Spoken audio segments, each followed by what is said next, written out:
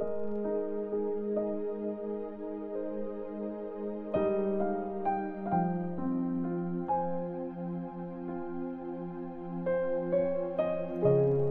chapter 22.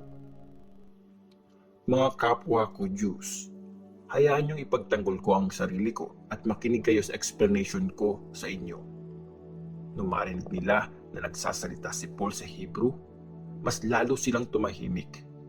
Sinabi pa niya, "Isa akong Jew na pinanganak sa Tarsus, sa Cilicia, pero lumaki ako dito sa Jerusalem at naging estudyante ni Gamaliel. Mahigpit akong tinuruan na sundin ang bawat utos sa law ng mga ancestors natin. Kagaya nyo, masugid din ako naglilingkod sa Diyos. Pinahirapan ko hanggang mamatay ang mga taong sumusunod sa daan ng Panginoon. Hinuli at pinakulong ko ang mga members nila, mga lalaki at pati mga babae. Alam ng high priest at ng buong Jewish council na totoo ang sinasabi ko. Binigyan pa nga nila ako ng mga sulat para sa mga Jews sa Damascus. Kaya pumunta ako doon para arestuhin ang mga taong ito at ibalik sa Jerusalem." Kinuwento ni Paul kung paano siya na-convert. Habang papunta ako at palapit na sa Damascus, biglang napaligiran ako ng matinding liwanag galing sa langit. Mga tanghaling tapat na nun. Bumagsak ako sa lupa. Tapos, may narinig akong boses na nagsabi, "Saul, Saul, bakit mo ako pinapahirapan?" "Sino po kayo, Lord?" tanong ko. "Ako, si Jesus na taga Nazareth. Ako ang pinapahirapan mo," sabi niya sa akin. Nakita na mga kasama ko ang liwanag pero hindi nila narinig ang boses na kumausap sa akin. Nagtanong ako, "Anong gagawin ko, Lord?" Tapos, sinabi sa akin ng Panginoon, "Tumayo ka at pumunta ka sa Damascus. Sasabihin sa iyo doon ang mga gagawin mo." Nabulag ako dahil sa matinding liwanag na yon, kaya inakay ako ng mga kasama ko papuntang Damascus. Nasa city na yon si Ananias. Tapat din siyang sumasamba sa Diyos at sinusunod niya ang Jewish law. Tinagalang siya ng lahat ng Jews na nakatira doon sa city. Pumunta siya sa akin at tumayo siya sa tabi ko. Tapos, sinabi niya, "Kapatid na Saul, makakita ka na ulit." Nung time ding yun, nakakita ulit ako at tinignan ko siya.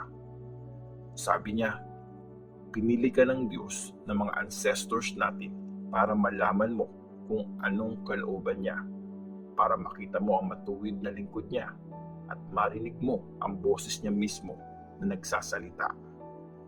Magiging witness ka niya sa lahat at sasabihin mo ang mga nakita at narinig mo. Ano pang hinihintay mo? Tumayo ka at magpabaptize. Mag-pray ka para patawarin ang mga kasalanan mo."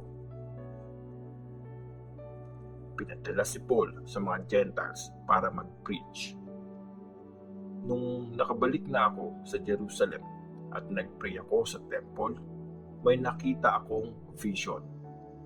Nakita ko ang Panginoon at sinabi niya sa akin, "Bilisan mo, umalis ka agad sa Jerusalem kasi hindi nila tatanggapin ang testimony mo tungkol sa akin."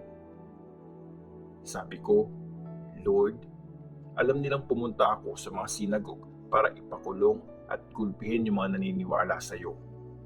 Nung pinatay ang witness mong si Stephen, nandun ako at inapprove ko yung ginawa nila. Binantayan ko pa yung mga balabal ng mga pumatay sa kanya. Pero sinabi sa akin ng Panginoon, sige, lumakad ka na kasi ipapadala kita sa malalayong lugar ng mga Gentiles."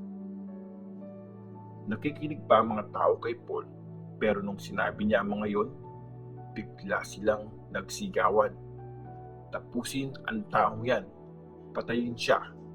Wala siyang karapatang mabuhay." Sobrang lakas ng mga sigaw nila. Sa galit nila, winawasiwas nila ang mga damit nila at naghahagis sila ng alikabok bilang protesta. Inutos ng commander na dalhin si Paul sa kampo ng mga sundalo. Inutos niyang hagupitin si Paul para malaman kung bakit sobrang galit ang mga Jews sa kanya. Pero nung tinari na siya para hagupitin, sinabi ni Paul sa officer na nandun, "Tama bang hagupitin mo ang isang Roman citizen na hindi pa humarap sa trial?" Nung marinig to ng officer, pinintahan niya ang commander at nagtanong, "Ano yung ginagawa mo? Roman citizen pala yung taong yon." Pinuntahan ng commander si Paul. "Roman citizen ka ba?" tanong niya. "Oo," sagot ni Paul. "Ang laki ng binayad ko para maging Roman citizen," sabi ng commander. "Pinanganak akong Roman citizen," sabi ni Paul. Napatas agad yung mga lalaking magtatanong sana kay Paul. Natakot din yung commander nung na-realize niya na Roman citizen pala si Paul, pero kinadena niya. Si Paul sa harap ng council. Gustong malaman ng commander kung anong binibintang ng mga Jews kay Paul. Kinabukasan, pinatanggal niya ang kadena ni Paul at pinatawag niya ang mga chief priest at ang buong Jewish council para mag-usap. Tapos, pinatawag niya si Paul at pinatayo sa harap nila.